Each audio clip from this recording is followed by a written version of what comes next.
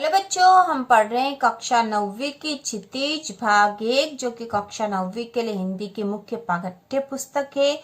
और इस पाठ्य पुस्तक का आज हम पढ़ेंगे पाठ 5। ठीक है, पाठ 5 जो है चपला देवी के द्वारा लिखा हुआ है। इसकी लेखिका है चपला देवी और इसमें नाना साहब की पुत्री देवी मैना को भस्म कर दिया गया।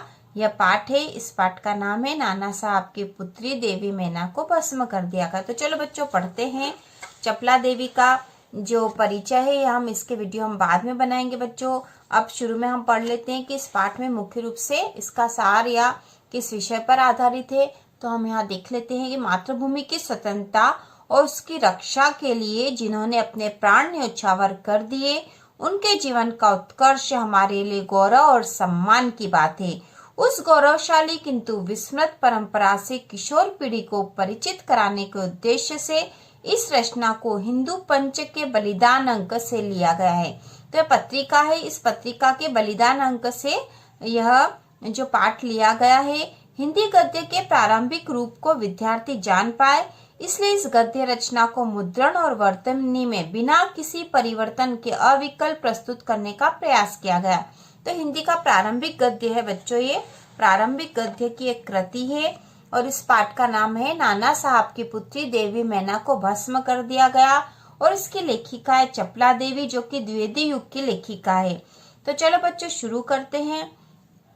सन 1857 ईस्वी के विद्रोही नेता धुंधुपंत नाना साहब कानपुर में असफल होने पर जब भागने लगे तो वे जल्दी में अपनी पुत्री मैना को साथ न ले जा सके। तो नाना साहब जो है प्रमुख स्वतंत्रता सेनानी थे। 1857 के प्रथम स्वतंत्रता संग्राम के हम जानते हैं बच्चों ये। तो जब वो कानपुर में असफल हो गए थे तो वहां से उन्हें भागना पड़ा था, लेकिन जल्दी में वो अपनी पुत्री मैना को साथ नहीं ले जा सके थे। ठीक है, उनकी पुत्री वहीं रह गई थी, उसे वह साथ नहीं ले जा पाए थे। देवी मैना बिठूर में पिता के महल में रहती थी, पर विद्रोह दमन के बाद अंग्रेजों ने बड़ी ही क्रूरता से उस निरीह और निरपराध देवी को अग्नि में भस्म कर दिया।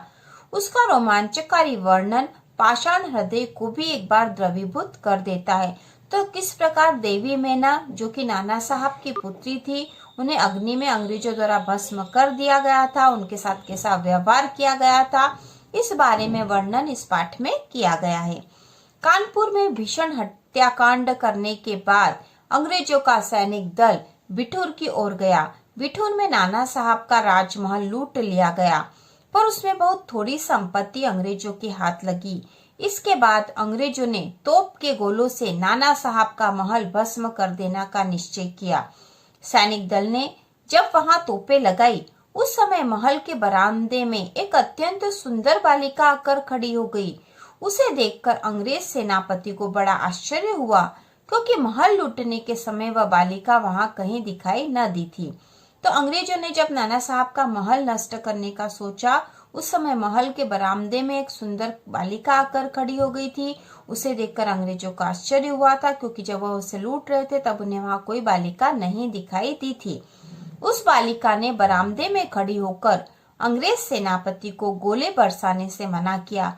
उसका करुणापूर्ण मुख और अल्प वयस देखकर सेनापति को भी उस पर कुछ दया आई। सेनापति ने उससे पूछा कि क्या चाहती है।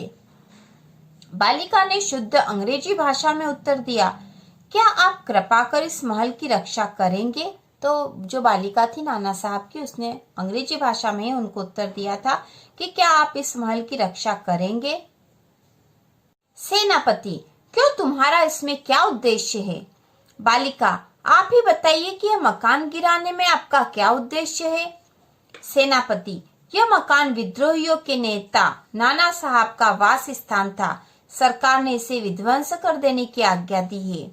बालिका, आपके विरुद्ध जिन्होंने शस्त्र उठाए थे वे दोषी हैं, पर इस जड़ पदार्थ मकान ने आपका क्या अपराध किया है। मेरा उद्देश्य इतना ही है कि स्थान मुझे बहुत प्रिय है, इसी से मैं प्रार्थना करती हूँ कि इस मकान की रक्षा कीजिए। तो नाना साहब की बालिका ने प्रार्थना करी थी कि इस मकान को नहीं गिराया जाए या नहीं तोड़ा जाए, इसकी रक्षा की जाए। सेनापति ने दुख प्रकट करते हुए कहा कि कर्तव्य के अनुरोध से मुझे यह मकान गिराना ही होगा।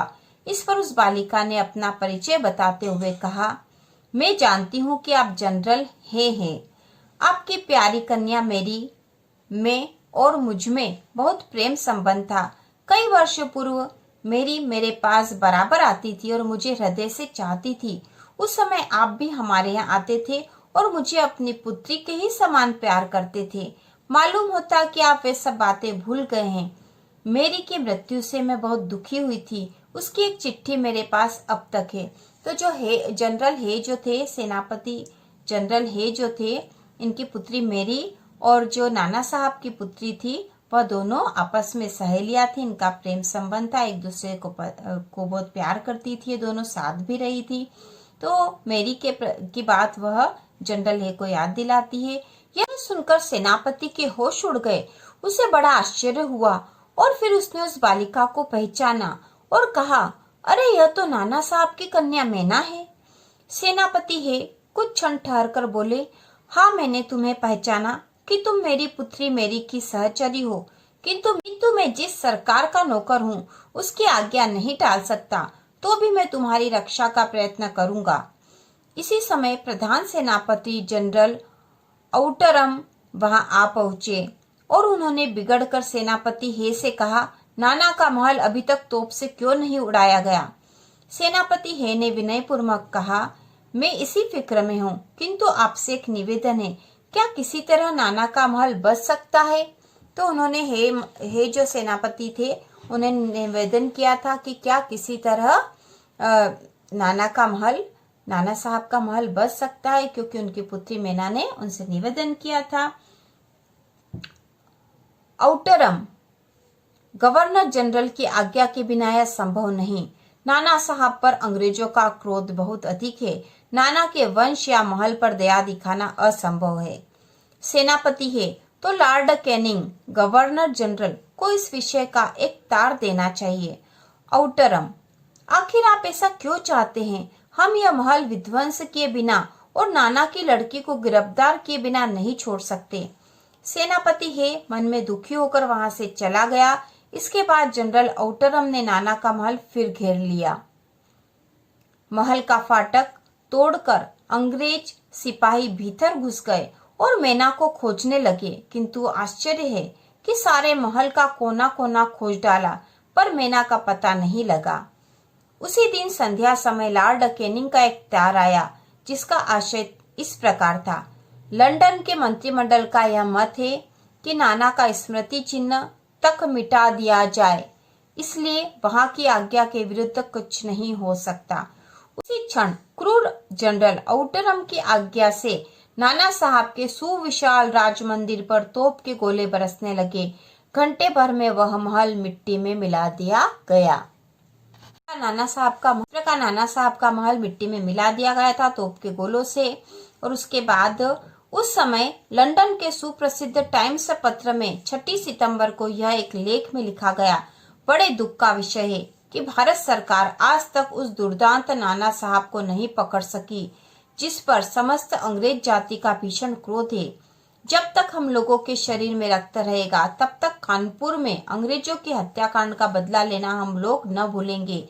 उस दिन पार्लियामेंट की हाउस ऑफ लॉर्ड्स सभा में सर थॉमस हे की एक रिपोर्ट पर बड़ी हंसी हुई, जिसमें सर हे ने नाना की कन्या पर दया दिखाने की बात लिखी थी। हे के लिए निश्चय ही यह कलंक की बात है। जिस नाना ने अंग्रेज नर नारियों का सहार किया, उसकी कन्या के लिए क्षमा। अपना सारा जीवन युद्ध में बिताकर अंत में वृद्धावस्था में सर थॉमस हे एक मामूली महाराष्ट्र बालिका के सौंदर्य पर मोहित होकर अपना कर्तव्य ही भूल गए। हमारे मत से नाना के पुत्र कन्या व अन्य कोई भी संबंधी जहाँ कहीं मिले मार डाला जाए। नाना की जिस कन्या से हे का प्रेमालाप हुआ है उसको उन्हीं के सामने फांसी पर लटका देना चाहिए। तो इस प्रकार अंग्रेजी पत्रिका में इस प्रकार की बातें छपी थी। सन 57 के सितंबर मास में अर्धरात्रि के समय चांदनी में एक बालिका स्वच्छ उज्जवल वस्त्र पहने हुए नाना साहब के भग्नावशिष्ट प्रासाद के ढेर पर बैठी रो रही थी। पास ही जनरल आउटरम की सेना भी ठहरी थी। कुछ सैनिक रात्रि के समय रोने की आवाज सुनकर वहां गए।